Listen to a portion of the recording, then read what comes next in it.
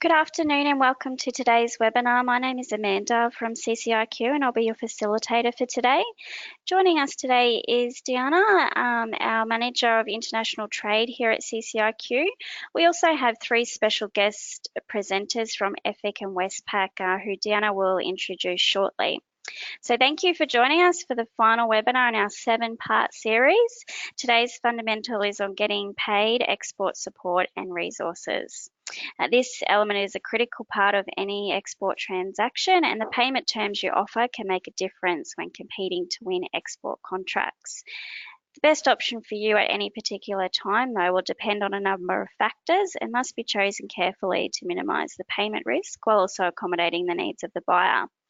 In today's webinar, we're going to cover finance and payment options, including letters of credit, and also provide some guidance on resources available to help you in your preparations for exporting.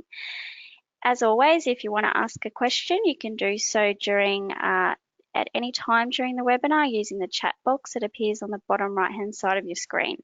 I'll now hand over to Diana to take you through today's presentation.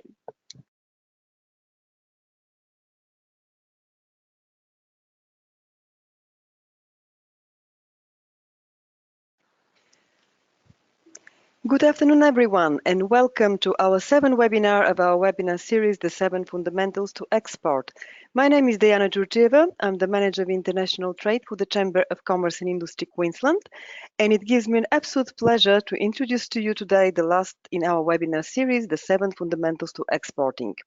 The focus of our discussion will be on financing your exports and the most important one, getting paid. Let's face it, exporters do not commit time, effort and money in activities without having some sort of a guarantee in place that payments will be received for their exports.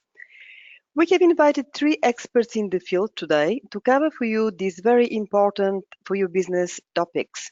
Adam Pearce, Acting State Director, SMEs Queensland and Northern Territory at EFIC. Our second speaker is Helen Catalano, International Trade Finance Specialist at Westpac. And our third speaker is Jason Cooling, Business Development Manager, Working Capital and Trade, Westpac. It is fabulous that Adam, Helen and Jason are here with us today to share some of their incredible knowledge and expertise with us. Before to go into the presentation today, I would like to share with you the main objectives of the Fundamentals to Exporting webinar series and what we have covered in this series. I have mentioned to you in the first 6 webinars, and I will mention it now. The reason for delivering this webinar series is to assist CCIQ members and other Chamber of Commerce customers and Queensland SMEs that are not export ready to become export ready.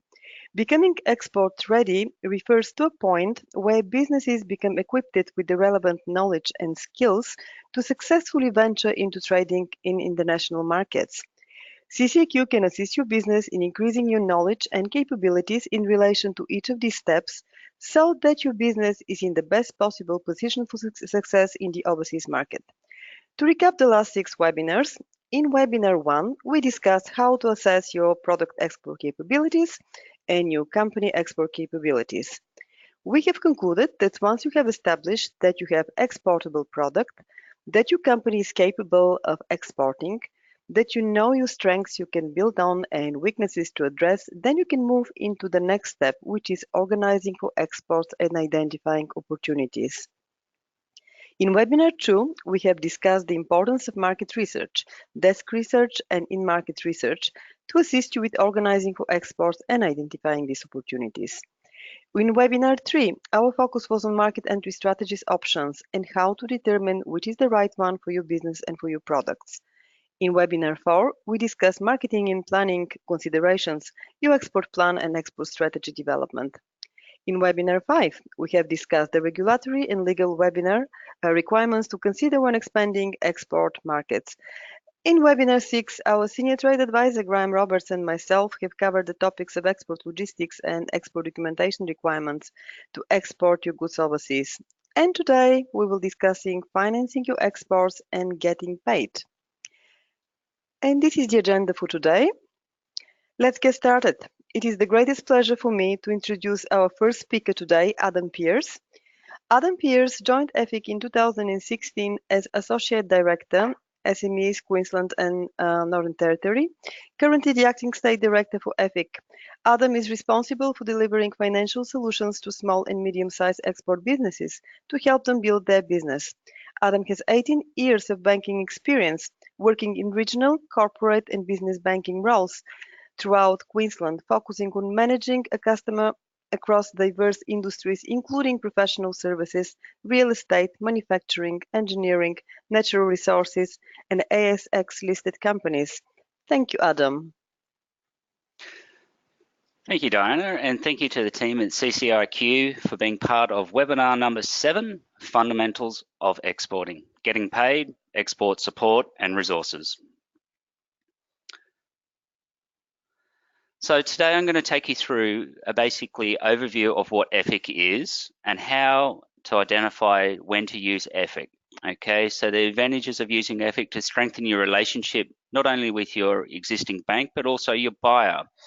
So I'm going to talk through some case studies, and I'm also going to talk about some lessons learned from past exporters.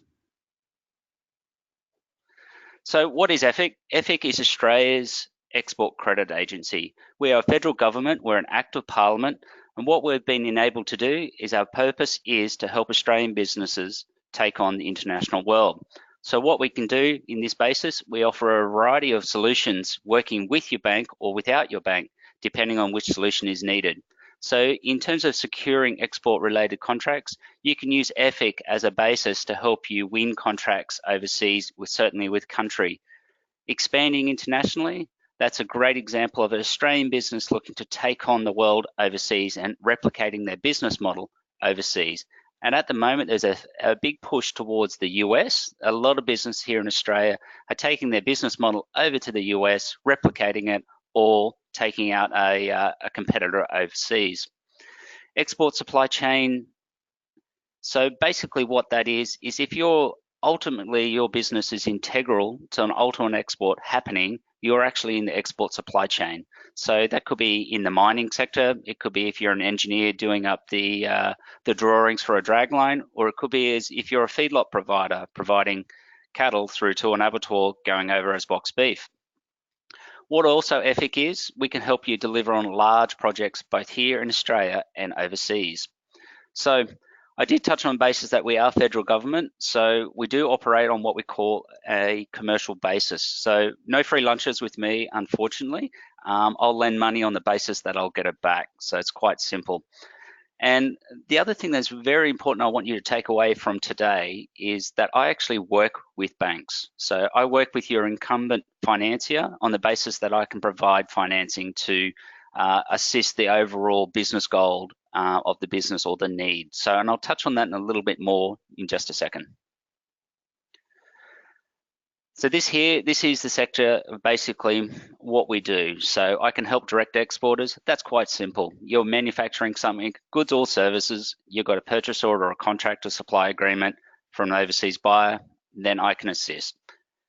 I also touched on the basis of supply chain export. So an example of that, if you can prove to me that you are actually integral to the ultimate export occurring, then you're an exporter by the Australian government.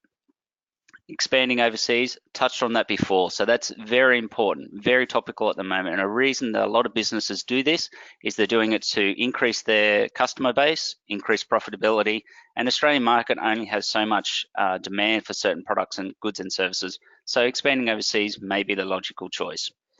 So in terms of the business sizes that I look after, I cover all bases.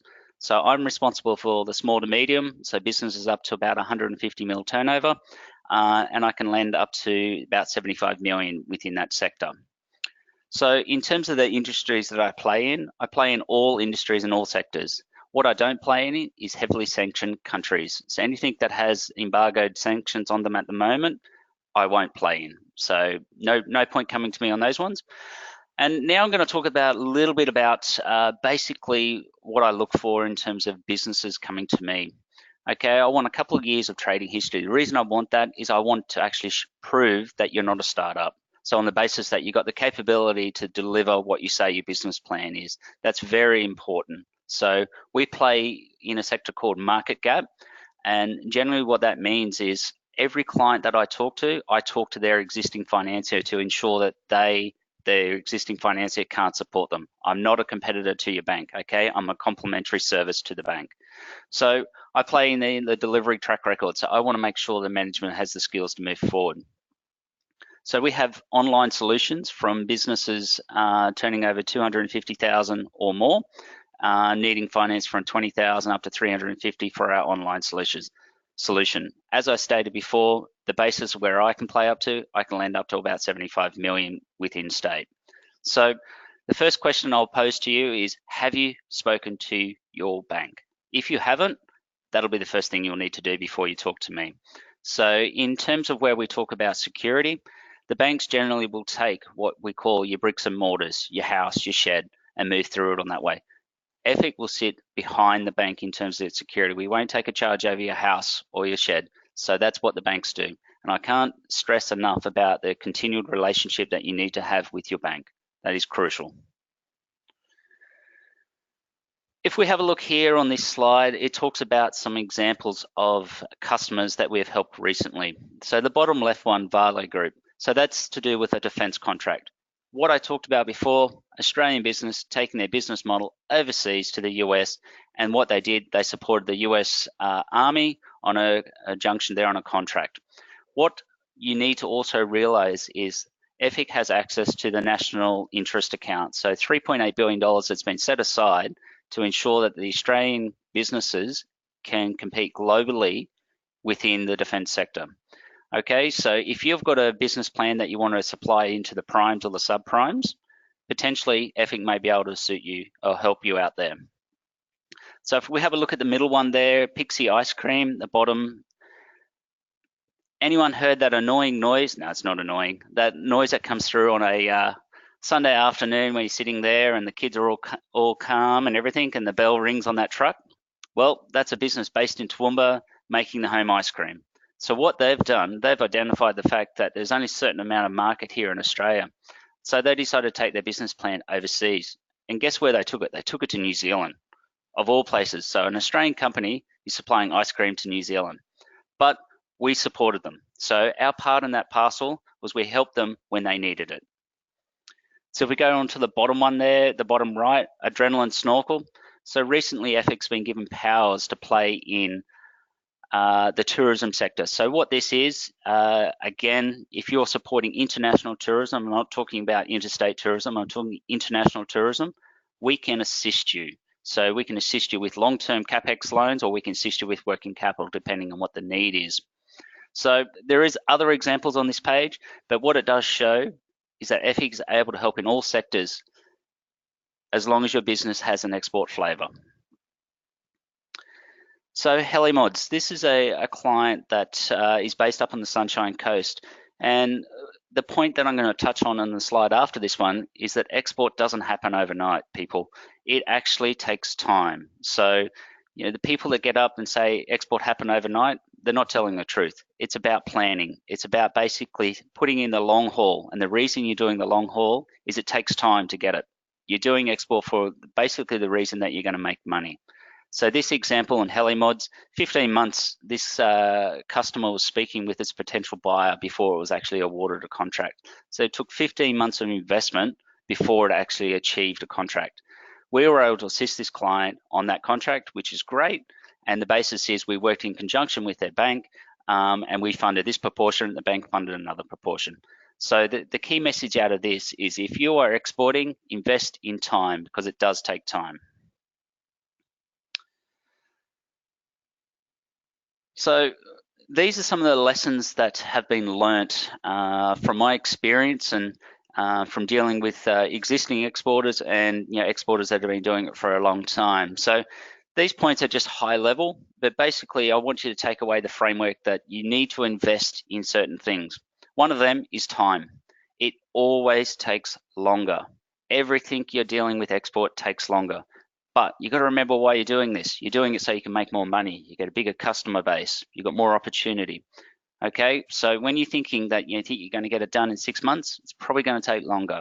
You've got to work out the contract and negotiation. It's going to take longer if it's in a different language, if it's in a different legal system as well. Documentation, everything takes longer. how you're going to ship the goods, etc. Timeframes, you've got to build that in. So the key thing that about your export journey is business planning. And this is where I spend a lot of my time in my assessment. I want to understand that the business plan that you've presented has the ability to actually meet the needs of the contract. And what I say by that is you got to remember, I'm a financier, so either myself or a bank is actually generally one of your largest equity providers in your business. So if you can't convince myself or your financier that we should be investing in your business, then it's probably not right, because the audience that you're pitching to is ultimately investing in your business. So this goes about your contracts. Do you understand the contracts that you're doing? Do you have the technical ability to ensure that you can actually achieve what you say you're going to do? Cash flow, budgets, are they realistic? I don't know how many times I've seen businesses that have provided me with a forecast and cash flow position, and they're not realistic, okay? Us as financiers, we will strip that apart. We will want to come to it on the worst case scenario and work out if it works from there. So, and I'm talking about costs. Everything here actually costs more money. Because it takes longer, it always costs money. One of the things that I'll quote Steve Jobs, and he says that you can't join the dots looking forward. You only can join the dots from looking back. That's great in hindsight.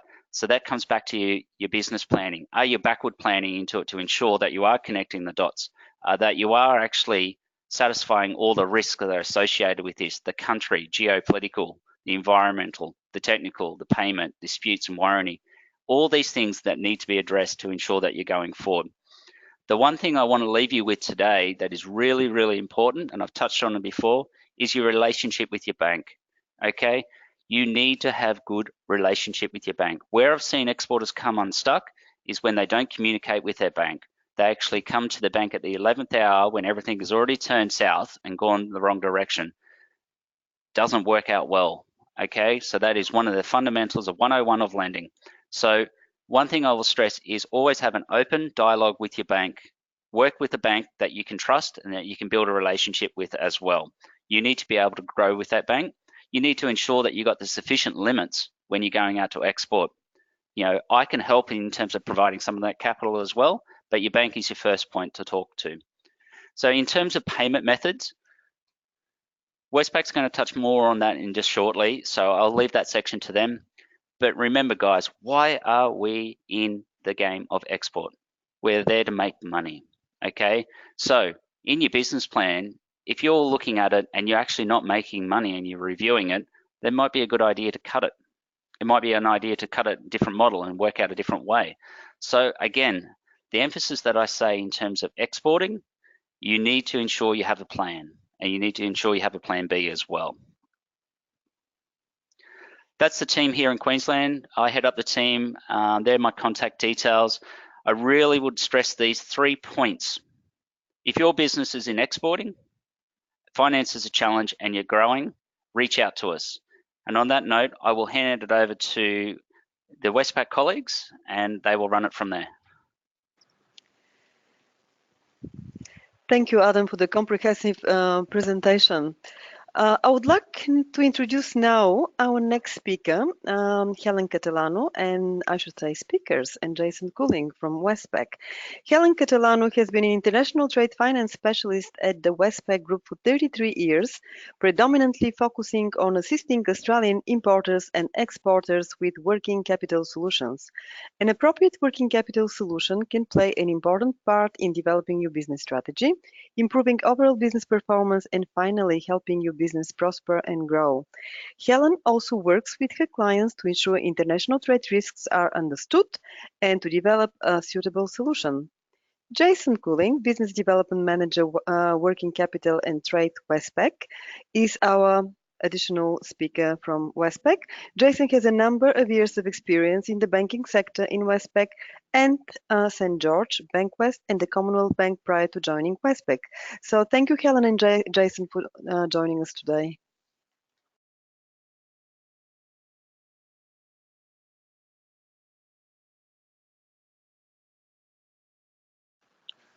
Thanks, Dana, and it's our pleasure to be involved in today's session in conjunction with the CCIQ and EFIC.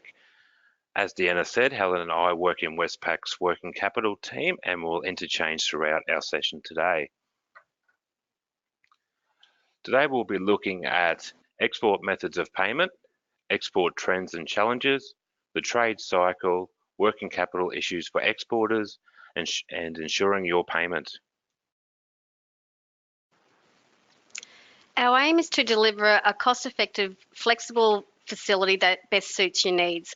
The solutions that we will choose are there to actually help optimise your working capital whilst reducing risk and also helping you work towards your financial and strategic objectives. When you're actually entering an export market, it is important to understand the three methods of payment.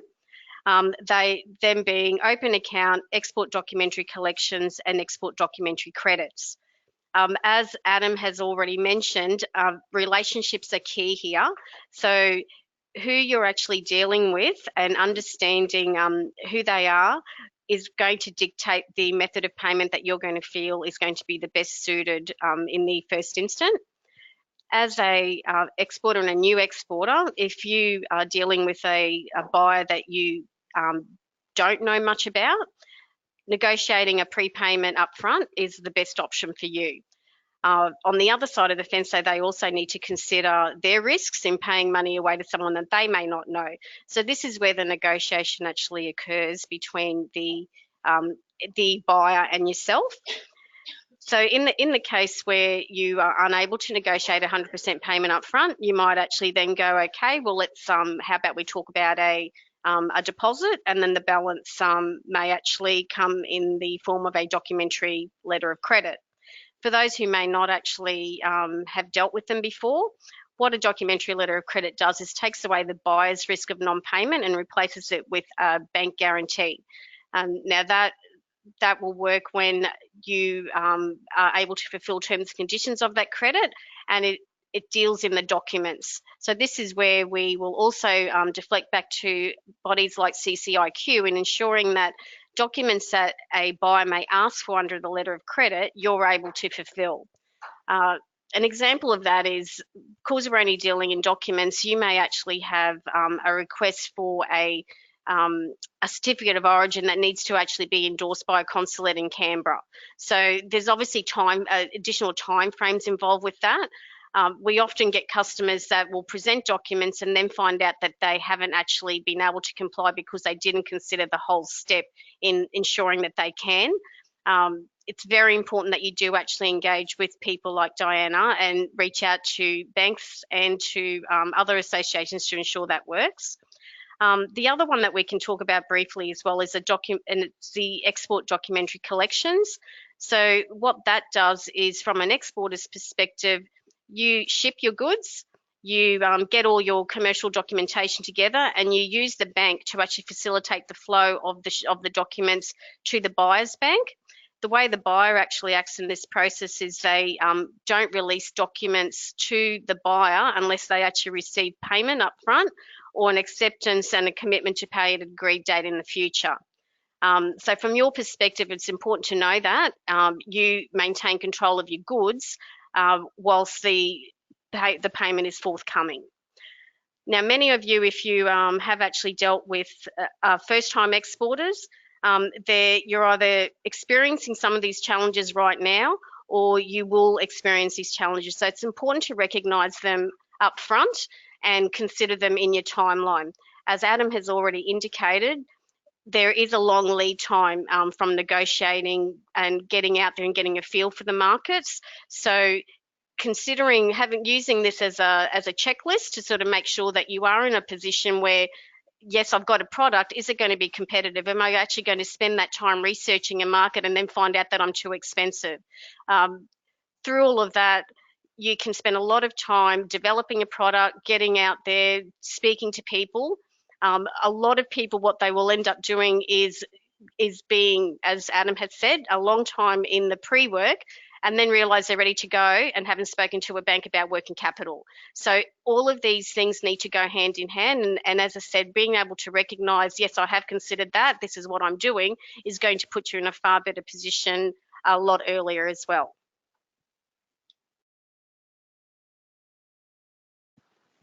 So this is one of the best things that I can recommend that you do use, so that you do actually have an understanding of your trade cycle and also where your pressure points are.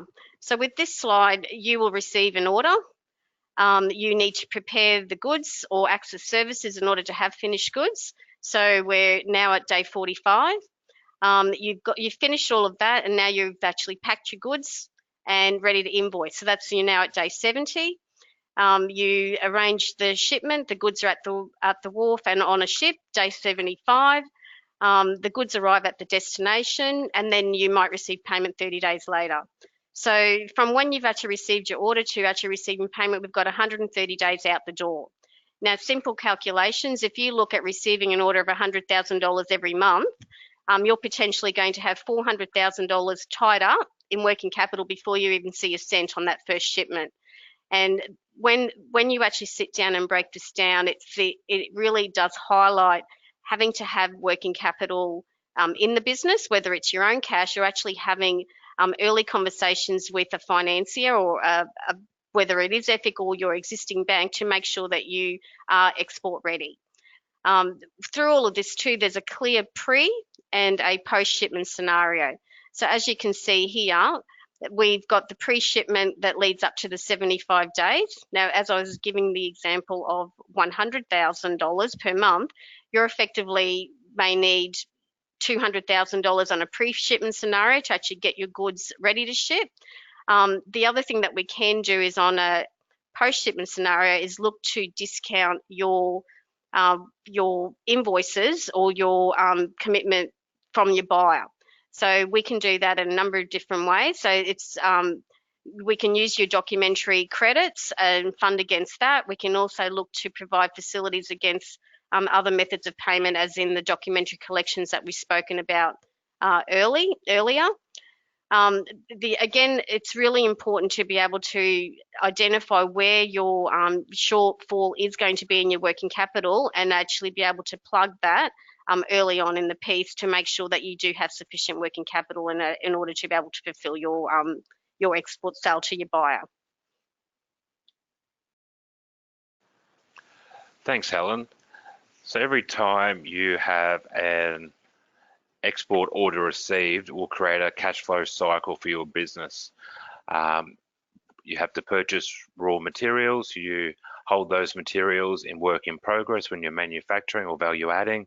You have the finished good, you make your sale and turn into a debtor, and then happy days, you receive your cash.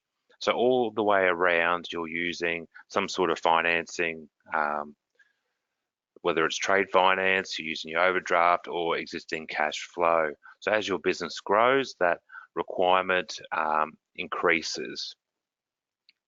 How that creates working capital issues for exporters, it's a fundamental linchpin between the exporters business and its international competitiveness and the capacity to grow, because that cash flow problem only gets bigger as you grow.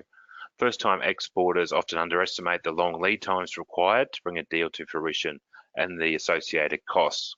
In an ideal world, exporters would be able to negotiate export contracts under an upfront payment terms, as Helen said earlier, from the international buyers before production and consignment of the exported goods.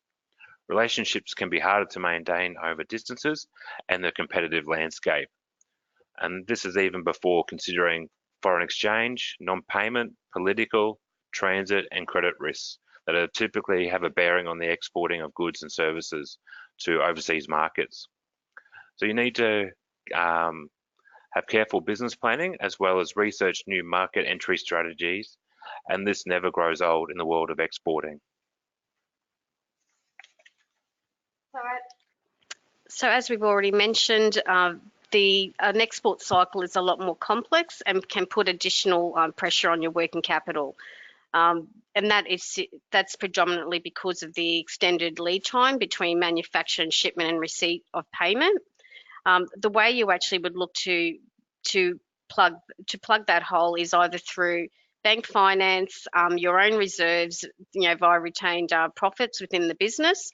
And that's where, again, we reiterate your connections are paramount. In this case, talk to your bank, talk to Adam, and come in early to ensure that we can actually have the lead times needed to be able to assist and understand where your needs actually are, and to put recommendations in place. And I mean, those recommendations may actually be to give you enough ammunition to be able to supply the right payment terms with your supplier, or sorry, with your buyer in this instant, or to be able to just give you a few little hints as far as what you can negotiate with those buyers. So accessing appropriate finance for your cash flow. So exporters have the same basic working capital requirements as a domestic business, just on a larger scale. The needs arise from the same basic problem, a mismatch in timing between the receipt of payment from the sales and the need to make payment to suppliers, and it comes down to cash flow. So the right trade finance products can give you access to that working capital, and understanding your trade cycle specific to your business will maximize your company's capital within the business, knowing when and the effect of growth on that trade cycle. So there's a couple of ideas here to look at when you're considering financing methods, and that's whether it's pre or post shipment finance you're after, whether you can look at debtor financing for domestic part of your business. Some businesses aren't all exporters, they have a bit of a mix. Traditional trade finance, as Helen said, the export letters of credit and export documentary collections. Also looking at credit insurance, because you are dealing with people offshore or people you may not have done business with before. Supply chain finance, and also, as Adam is in the room, we'll talk about EFIC. So I think, again, it's very important to actually understand the risks, because if you do understand the risks, you are in a position to be able to manage them. So we've spoken about the different countries that you may deal with and some of the restrictions that they may face. We've spoken already about the differences between domestic and overseas negotiations. When you're chasing a payment locally, you might just need to get in your car and go across town, or jump into a plane and go interstate. Chasing a payment overseas when your goods are already out the door and they're just not paying you, you're dealing thousands of miles, a lot of money, a lot of government red tape as well within the country that you may be dealing with. The other point that you need to be looking at, if you're dealing with international buyers, they may actually want to buy in a particular currency, so you're also going to be subjected to the fluctuation of that currency against the Australian dollar. Understanding that and where your fat is within your margin is actually going to dictate what you need to do in order to secure that you don't erode your margin. And that's, as Adam has said, you're in exporting in order to be successful, and if you miss that, it actually will erode the success that you're actually aiming towards. Where we want to reiterate we add value is by actually having a conversation early on and being able to present you with the risks. Once you understand that, it puts you in a far better negotiation between the buyer and yourself. You both do have risks that you need to consider, and being able to actually meet in the middle is a far better story than losing an opportunity through not actually having those conversations.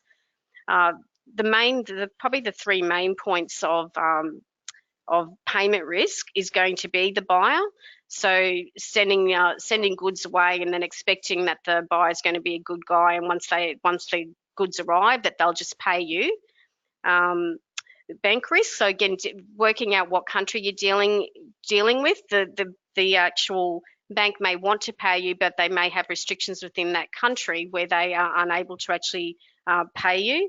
And then country risk is a similar issue where you can actually look to protect yourself, or, as Adam has said, there's going to be certain countries that you just shouldn't be dealing with it in this current environment.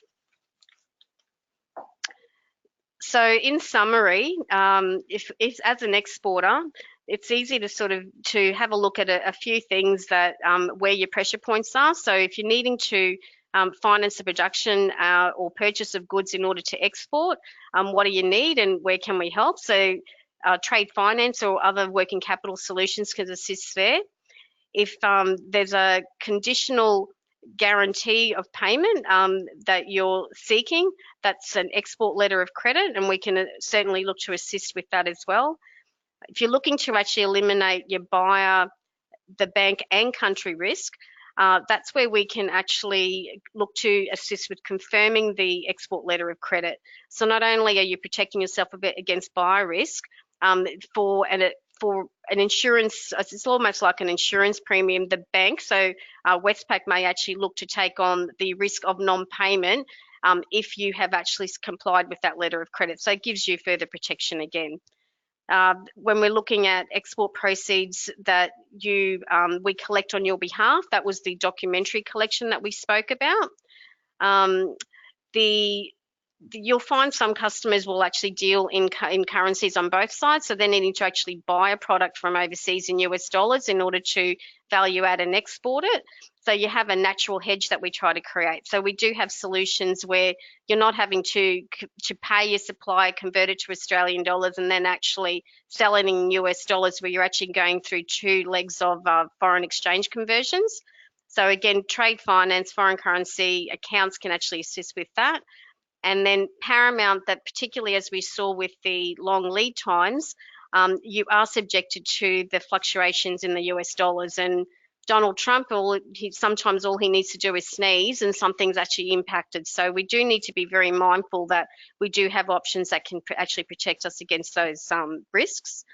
And I think the other thing that I just wanted to point out is, again, depending on what your product is, you may be in a position where you can negotiate payment up front, so there's actually no risk on your part. And then as you move up through the methods of payment, the risk is either minimised or might be a little bit bigger, but that's where the compromise is between yourself and the actual buyer. Again, Adam, the bank, CCIQ, there are many people out there that actually that help you have a successful trade and be successful. So what does the bank need to assist you efficiently? We've put a few slides together here on what we need to help. So I guess the first point there is to provide all the information requested by the bank at the same time. Otherwise, if you send the information months apart, the old information becomes obsolete. So always up-to-date information at the same time helps a financier helping you. So a lot of the information you should have readily available is your balance sheet, your profit and loss statement, either your finals or your year-to-date cash flow forecast with assumptions. And given you are exporting, what assumptions have you made around foreign exchange risk, and what changes there will change your cash flow requirements? Also a schedule of your debtors and creditors, who's paying you quickly, who's not, what are the different terms of trade in your business. As Adam talked about before, a business plan: who do you buy from, who do you sell from, what are your strengths, weaknesses, opportunities? This is a living document. Your business isn't the same today as it was when you started it 5 years ago. So always having that as up to date as you can. How the business is organised, who are the key people in the business, and what's their backgrounds. Obviously, you've hired a finance person because they're a good finance person, so have a bit of a bio on them, and what team do you have around them to support, making sure that if something happens to you, the business doesn't go into disarray. Also, who owns the company? Who are the people backing it? Most companies are Pty Ltd companies, so who are the people who, if required, can put in extra money to get you through, or who is the ultimate owner of this business? So if we turn that to our common causes of business stress, it really ties into what the bank needs. So failure to plan, and as Helen said, use the government bodies, Austrade, TIQ, Export Council, ACBC, EFIC, and CCIQ. Monitoring your financial position, always keeping your forecast up to date. And like Helen said, if something changes, update your forecast and make sure you're ahead of the game.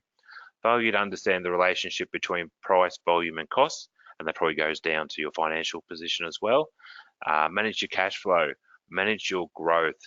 There's no point getting a big contract if you're going to go broke because you can't fund it, and borrow it inappropriately. Make sure you're talking to your bank ahead of time, or EFIC, or your funder, to make sure you've got the cash or facilities available to you.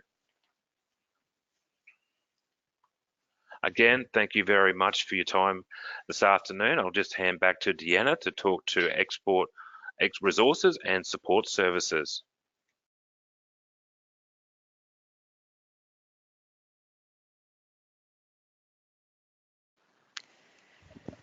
Thank you, Jason. Thank you, Helen. I would like to thank our fabulous speakers for sharing their knowledge with us today. And thank you, Adam from EFIC as well, for your fabulous presentation. I will conclude today's presentation with industry contacts that can assist you with your export venture. You don't have to try to figure it out on your own. The facts are that assistance is available. You just should reach out for this assistance, and it is there for you. Contact our office for assistance, talk to Adam or Jana from EFIC, talk to Helen or Jason from Westpac. We can also liaise you with our colleagues from Austrade and Trade Investment Queensland and other strategic partners we work with to help you succeed internationally. And don't forget Austrade TraceStart. If you're export ready, CCQ will be delivering TraceStart from 1st of July 2011 for Brisbane in collaboration with our colleagues from Trade and Investment Queensland. And TraceStart is also available in the regional Queensland. And this is what I would like to conclude today's presentation. And we're concluding also the webinar series for the 7 fundamentals to exporting. Thank you all for being part of it, and CCQ International team is here to help you. If you have any suggestions for topics of interest for future webinars, for another series, alternative topics, please contact us after the webinar, and we are more than happy to consider and to develop a brand new series for you if that's what you would like us to do. And now I'll pass to Amanda and to ask our presenters some questions and also for concluding remarks. Thanks, Diana, and thank you everyone for presenting. I'm a bit mindful of the time, so just before we go, I'd actually just like to put 2 questions towards Westpac and EFIC. I'll start with you, Adam. If you could just give us, what is the best piece of advice you can give to a business that's new to exporting? Planning. Quite simple. You need to really plan, and you need to be thorough in your plan. And when you finally win that contract, to actually know who you're getting in bed with. So know your buyer, go visit them, ensure that you actually know that they're a legit business on the other end. And Helen, do you have anything that you wanted to add to that? I think a lot of what Adam has said is correct. So planning is important. Understanding at what stage you are in that lead up to that deal being won. So early engagement with your bank if you think you're getting close, so that we can actually prepare you with some information that we might need if you are going to need assistance. So we're all ahead of the game when you actually do get that first order landing. So yes, that would be what I would be suggesting. Great. Now, many of our members have various levels of export capabilities, wish to expand into their operations into new markets. Helen, do you have any advice for a new exporter who wishes to approach multiple markets simultaneously? So from experience, a lot of the clients that we deal with do actually reach out to bodies as Austrade, Trade Investment Queensland. So I suppose you will have a product. It's actually understanding whether the market you're actually trying to go into doesn't already have a number of competitors in that same market, and that's where the knowledge through some of the associations or government bodies that we can reach out to can actually assist in. Potentially talking to your own local market as well, so other businesses, and that's where networking associations come in quite handy locally as well, to understand what other businesses are doing and how they've actually been successful to actually reach out to markets and ensure that they are actually trying to enter the correct market. So be connected, I think, is the main thing. Reach out as much as you can. Did you want to add anything to that one, Adam? Yeah, I think if you're having a look at it, if they're going into simultaneous markets and trying to capture that audience, I think you've got to look at the capacity. Does the business have the capacity to fulfill that order? And I'll put it in layman's terms. If a client was coming to me saying they're going to get a client in China, they're going to take China on. China's a big market. If I was to deliver them 20 million clients, they would not be able to deliver. So then they're going to have some problems. So capacity utilization is key, and that also comes back into your planning. Excellent. Okay, thank you so much to Helen, Jason and Adam for coming in today and sharing your expertise and advice. Has been very valuable, and thanks, Diana, for hosting as well. Thank you for everyone who joined us today. Before we finish up, I wanted to mention that registrations for the 2019 Asia Pacific Cities Summit and Mayors Forum are open. This event is held in Brisbane on the 7th and 10th of July. This event shares ideas and solutions to collaborate internationally. We'll send you a link to this event as well as the webinar recording, presentation slides and our presenter contact details later today. Thank you so much everyone for joining us, and we hope you enjoy the rest of your day. Thank you.